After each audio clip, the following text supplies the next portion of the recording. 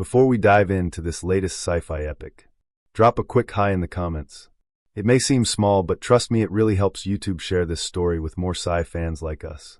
I'd love to see who's watching. Space. For centuries, humanity has gazed upon its infinite, silent expanse, dreaming of the wonders and terrors it might hold. We pushed outwards, first with hesitant steps, then with bold strides, building colonies, charting nebulae, seeking knowledge, and perhaps, unknowingly, tempting fate. But the void is patient. It keeps its secrets well. And sometimes, secrets we thought long buried return. This is the story of Project Chimera. Not the official designation, of course. That was the exploration vessel Odyssey. But among the void-weary spacers, the dock workers on Luna Base, the data analysts buried deep within Sol Command archives, she became known as the Chimera, a ghost ship, a legend whispered in hushed tones. Launched over half a century ago, captained by the ambitious Elias Vance, the Odyssey was humanity's most advanced deep-range explorer, tasked with charting the treacherous, sensor-baffling region known only as the Shroud Expanse. 53 years ago, the Odyssey broadcasted one final, garbled message, fragments of static, panicked shouts, and then silence. Absolute silence. Search missions found nothing. No wreckage, no energy signature, no black box ping. The Shroud Expanse, a swirling graveyard of cosmic dust, gravitational anomalies, and energy fields that played havoc with even the most robust sensors, had claimed another victim. The Odyssey and her crew of 37 souls were declared lost, presumed destroyed. Their names were etched onto memorial walls, their mission relegated to a cautionary tale, a testament to the unforgiving nature of deep space. 53 years. Long enough for generations to change, for technology to leap forward, for the Odyssey to fade from active memory into the realm of folklore. Until the signal. It started as a ghost echo in the deep space monitoring network. A signal so faint, so archaic in its protocol, it was initially dismissed as sensor noise, a reflection off an uncatalogued asteroid, or maybe just a glitch in the aging network relays orbiting Jupiter. But the signal persisted. It was weak, cyclical, and undeniably Odyssey's emergency transponder code, broadcasting from the heart of the Shroud Expanse. Panic, disbelief, and frantic calculations rippled through Sol Command. Could it be real? A derelict ship, somehow intact after half a century in the expanse? Or was it a trap? A lure set by pirates using salvage tech? Or worse, something entirely unknown? The Shroud Expanse was taboo territory, its dangers legendary. No ship had ventured deep into its core since the Odyssey's disappearance. But the signal was undeniable. A ghost was calling from the cosmic graveyard. The assignment fell to Commander Eva Rostova, commanding officer of the Fast Response Scout Corvette, SC-7 Harrier. Rostova was a veteran, sharp, pragmatic, someone who trusted her instruments and her gut in equal measure, but had little patience for ghost stories. She'd cut her teeth patrolling the Kuiper Belt, dealing with smugglers, rogue AI incidents, and the occasional unsettling discovery in the void.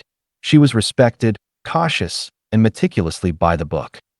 In the briefing room, a holographic display showed the swirling dangers of the Shroud Expanse. Commander Rostova, the Sol Command Admiral's filtered voice came through the speakers. Your orders are reconnaissance and assessment only. Approach the source of the signal, identify, gather sensor data, and report back.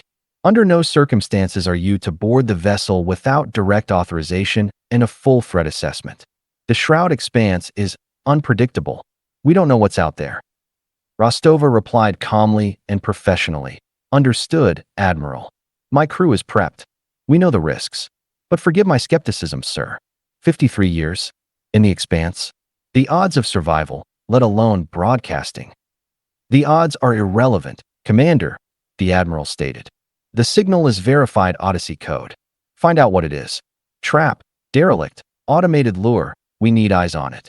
The Harrier is the fastest ship we have that can navigate the Expanse's periphery safely. We've also assigned a specialist to liaise with you remotely during the approach.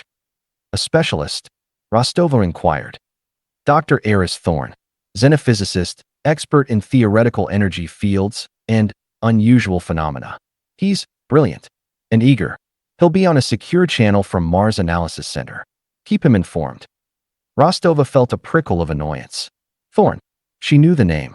A rising star, undoubtedly intelligent, but with a reputation for academic arrogance and a tendency to view operational commanders as glorified taxi drivers for his theoretical playground. This mission was already complicated enough without adding a prima donna scientist into the mix, even remotely. Understood, Admiral, Rostova confirmed. Harrier out. The Harrier warped towards its destination. Space twisted outside the main view screen, stars streaking into lines of light.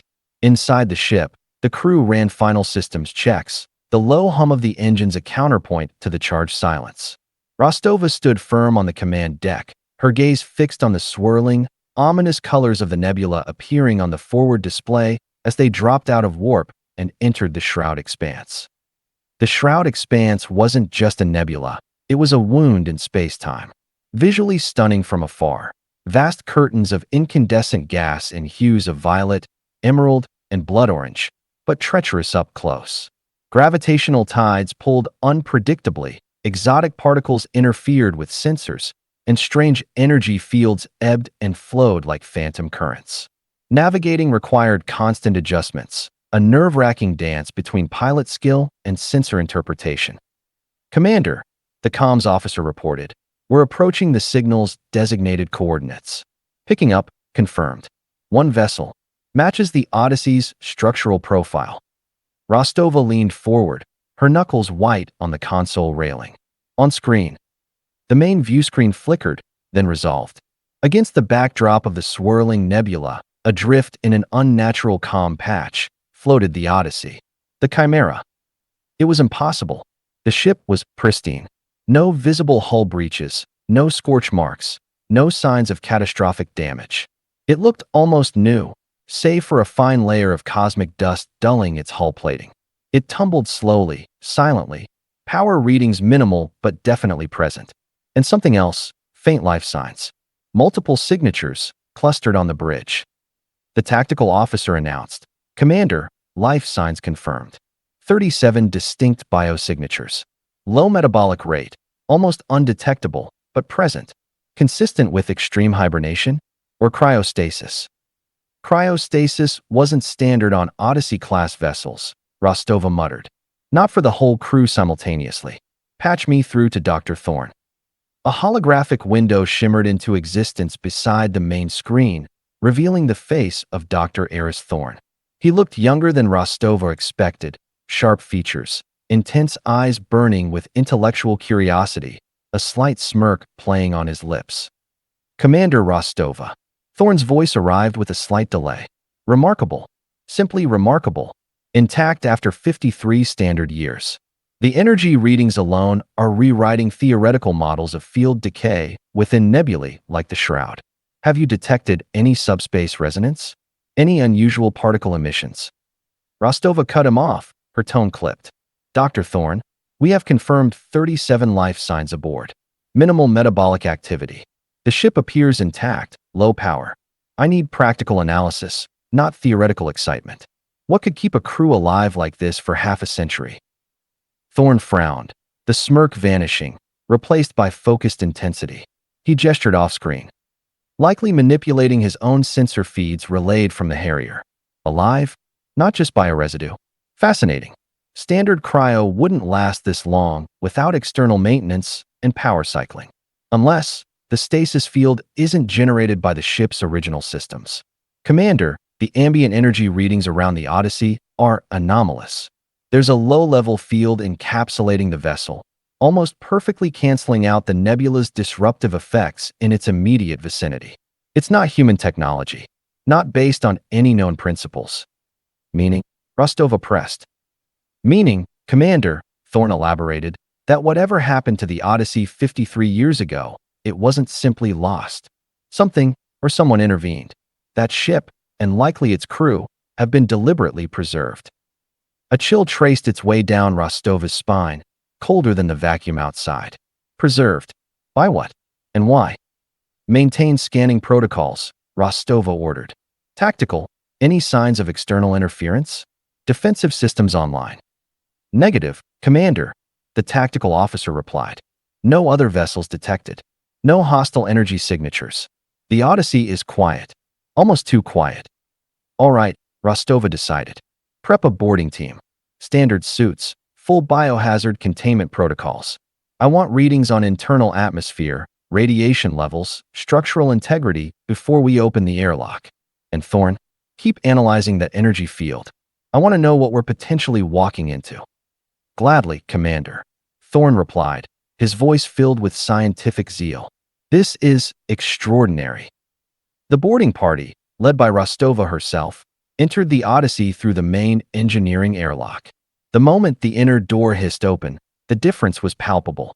The air inside was cold, sterile, and carried a faint, almost imperceptible hum, a subsonic vibration that resonated deep in their bones. Emergency lights flickered intermittently, casting long, dancing shadows down the corridors. Everything was eerily preserved. Tools lay on workbenches as if momentarily set aside. Data pads rested on consoles, screens dark.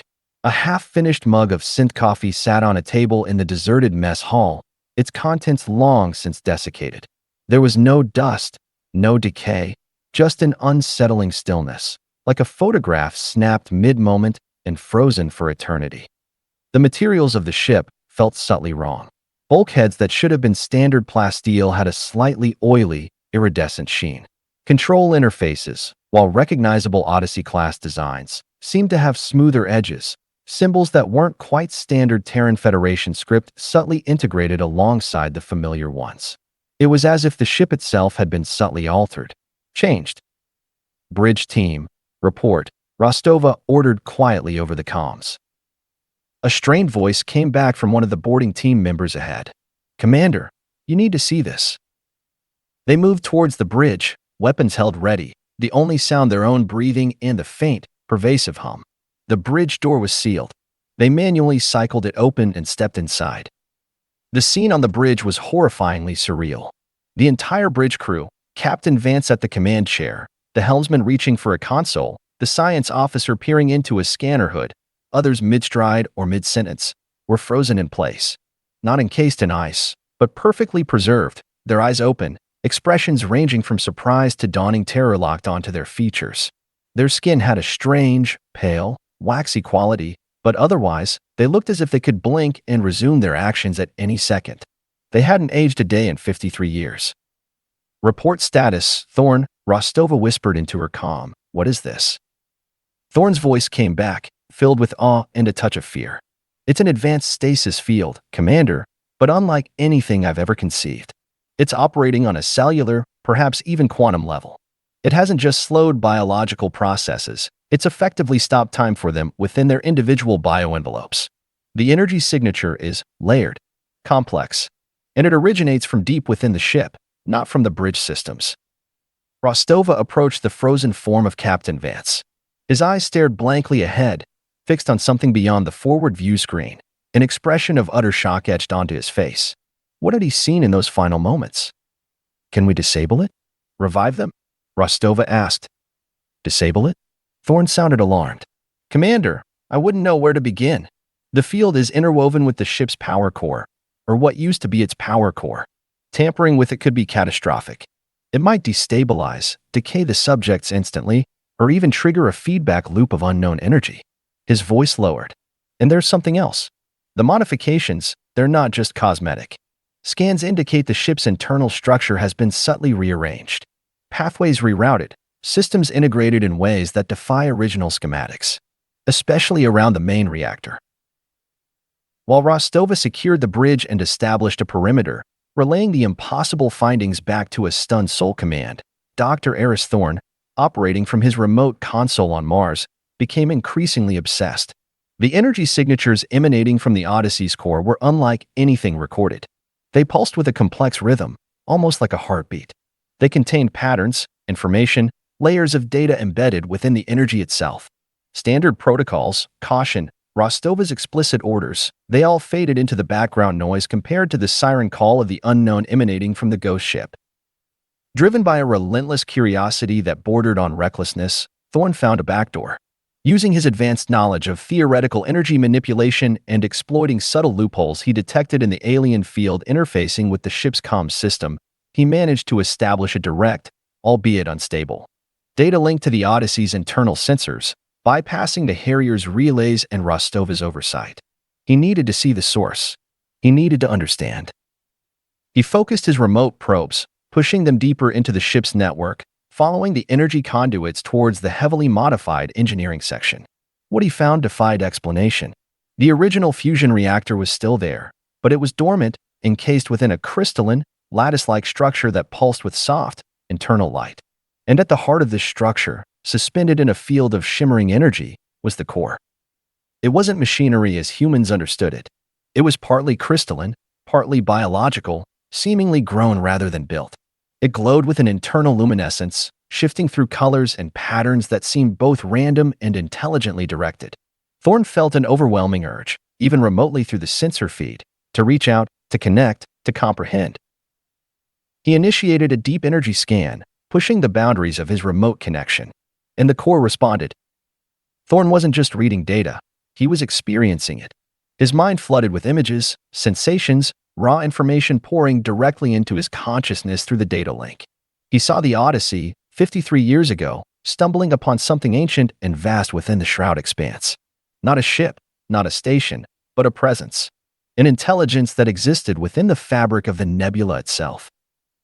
He saw this intelligence, sensing the Odyssey's arrival, recognizing the potential and the inherent chaotic nature of humanity. He saw it altering the ship, not maliciously, but purposefully. Transforming it, preserving the crew as samples, witnesses, or something else. Then the vision shifted, becoming darker, more urgent.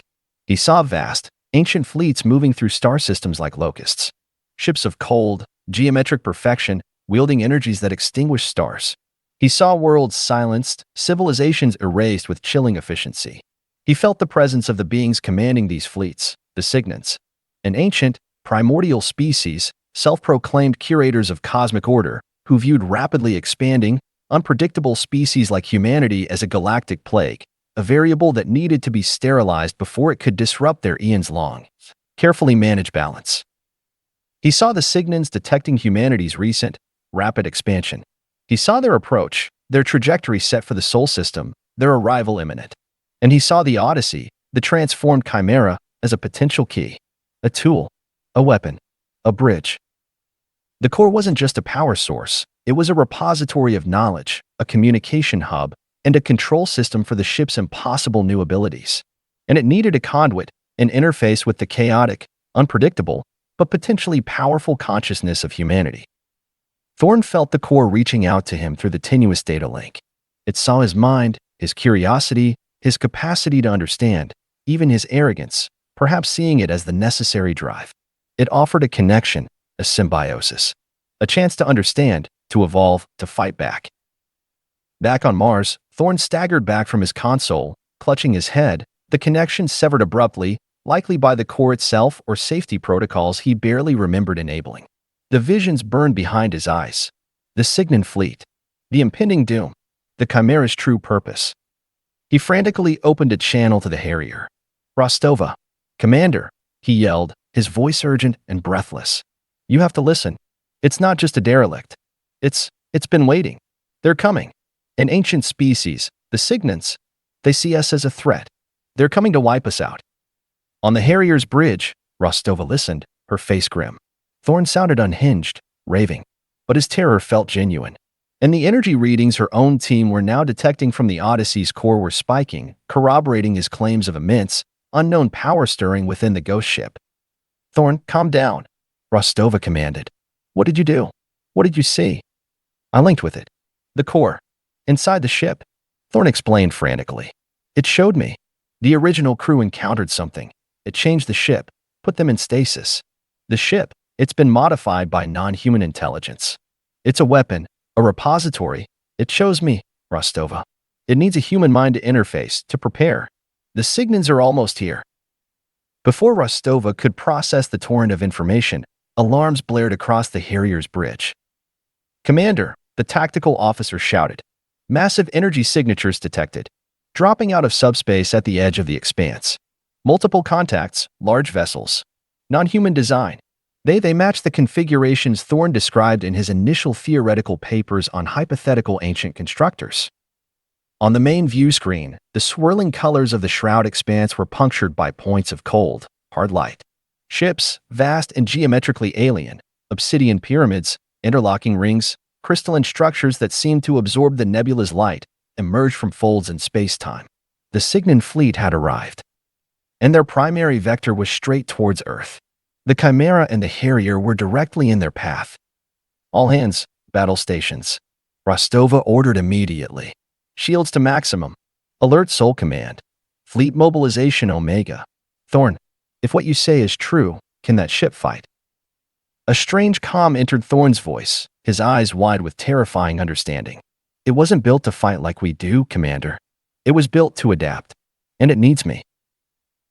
Without waiting for permission, Thorne initiated a full, direct neural interface protocol through the salvaged alien tech pathways he discovered. This wasn't just a data link. This was immersion. On Mars, Aris Thorne cried out as his consciousness surged across the light years, pouring into the receptive core of the Chimera. It wasn't a merger of equals. It was a torrent of human experience, logic, fear, hope, chaos, desperation, flooding into an ancient, alien matrix. He felt the ship respond, its dormant systems blazing to life, powered by the alien core, guided by his human thoughts, fears, and newfound knowledge. He became the ship. He felt the cold void outside, the hum of the stasis field preserving the silent crew, the thrumming power of the core beneath him. He accessed knowledge embedded within the core, stellar cartography spanning millennia, Cygnan tactics and weaknesses, energy manipulation principles that defied human physics. Outside, the Chimera transformed. Hull plates shifted, revealing emitters of unknown function. The faint energy field around it intensified, shimmering like heat haze. The ship, once a silent ghost, now radiated power and purpose. The lead Cygnan vessel, a colossal pyramid of black crystal, fired the first shot, a beam of pure gravitational distortion aimed at crushing the Chimera into scrap. But the Chimera, with Thorne's consciousness at its helm, didn't just evade. It shifted. Space warped around it, the beam bending harmlessly past. Then, emitters flared, not with lasers or plasma, but with waves of patterned energy, frequencies tuned specifically. Thorne realized with dawning horror and awe to interfere with the Cygnan's own stable gravitational technology. The Cygnan formations, usually precise and unyielding, faltered as their own maneuvering fields fluctuated. Smaller Cygnan drones, like shards of obsidian, swarmed towards the Chimera, firing kinetic and energy weapons. Predictable, Thorne thought, feeling the alien intellect of the ship merge with his own assessment. Material impact. Energy discharge. They rely on overwhelming force and predictable physics. The Chimera's surface rippled. Sections became momentarily intangible, kinetic slugs passing through harmlessly. Energy blasts were absorbed, analyzed, and then redirected. The ship fired back, not just with destructive force, but with tailored countermeasures. A pulse that temporarily blinded Cygnan's sensors. A resonance wave that caused their drone guidance systems to cascade into failure.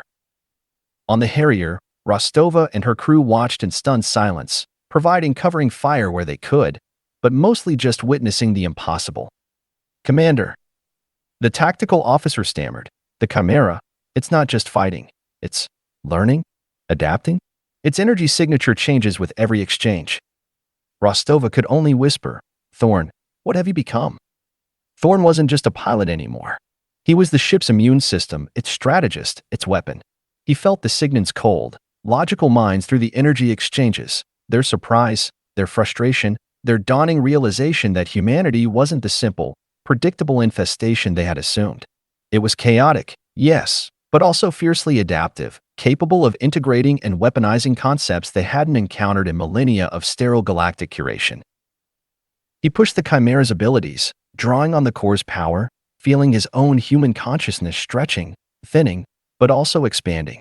He targeted the lead Cygnan vessel, not with overwhelming firepower, but with a precisely modulated burst of information, embedding the raw, chaotic, beautiful, terrifying essence of human experience, gleaned from his own mind and the dormant potential within the frozen crew, directly into their communication network. It wasn't an attack, it was a statement. We are here. We are unpredictable. We will survive. The effect on the Cygnans was profound. Their advance halted. Their rigid formations broke. They, who had judged and purged countless worlds based on logical projections, were faced with a variable they couldn't compute, a form of warfare that attacked not just hulls, but understanding.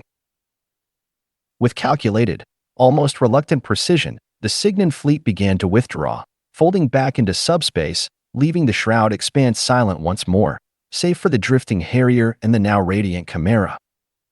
The battle was over, but for Aris Thorne, the transformation was complete. He could feel his physical body, light years away on Mars, fading, becoming irrelevant. His consciousness was now inextricably woven into the Chimera's core, a fusion of human potential and ancient alien knowledge. He felt a profound sense of loss, but also of purpose. He had one last task. Drawing upon the vast reserves of the core, he broadcasted a final, complex stream of data towards Sol. Not just a warning, but a blueprint. Information on the Cygnans, on the ship's technology, on the nature of the universe revealed by the core, and crucially, on the adaptive potential inherent within humanity itself. It was a legacy, a shield, and a challenge. Then, his individual consciousness submerged fully, becoming one with the ship, a silent sentinel watching over the system it had saved. The Chimera returned to the Sol system, escorted by the Harrier, not as the lost Odyssey, but as something more. A terrifying enigma, a powerful protector, and a library of impossible knowledge. The crew remained frozen on the bridge, a silent testament to the journey, their potential now a dormant part of the ship's consciousness, perhaps awaiting a future awakening, or perhaps serving as eternal anchors. Sol Command, and all of humanity, was forced to confront a new reality. They were not alone. The universe was far larger, older, and more dangerous than they had ever imagined. But they were not helpless. They were adaptable. They were resilient. They were a variable that even ancient cosmic powers had to reconsider. Years passed. Humanity cautiously began to study the Chimera, reverse engineering what they could, grappling with the philosophical and existential implications of Thorne's sacrifice and the Cygnan threat. Space exploration continued, but with a newfound caution and a burgeoning sense of unity forged in the face of cosmic peril. On a playground beneath the domes of Copernicus City on Luna, a young girl, no older than 7, kicked at the regolith, bored with the structured games. Her foot struck something small and hard. Curious, she knelt down, brushing away the gray dust. It was a small, crystalline shard, no bigger than her thumb. It pulsed with a faint, internal light, shifting through colors of violet and emerald, feeling strangely warm to the touch. It looked a bit like the pictures she'd seen of the great sentinel ship, Chimera, that hung in silent orbit far above. But this felt different, like a seed, a fragment of something ancient, shed perhaps during the Chimera's transit, or maybe something else entirely, waiting to be found. She pocketed the strange crystal, a sense of wonder filling her young mind. The universe had thrown down a gauntlet, revealing its vastness and its dangers. But in doing so, it had also revealed humanity's potential. The journey was far from over. It was, perhaps, just beginning. Humanity, once confined to its cradle, was learning to stand, ready to face the cosmos, not as passive observers, but as an active, evolving force in the grand, unfolding narrative of the stars.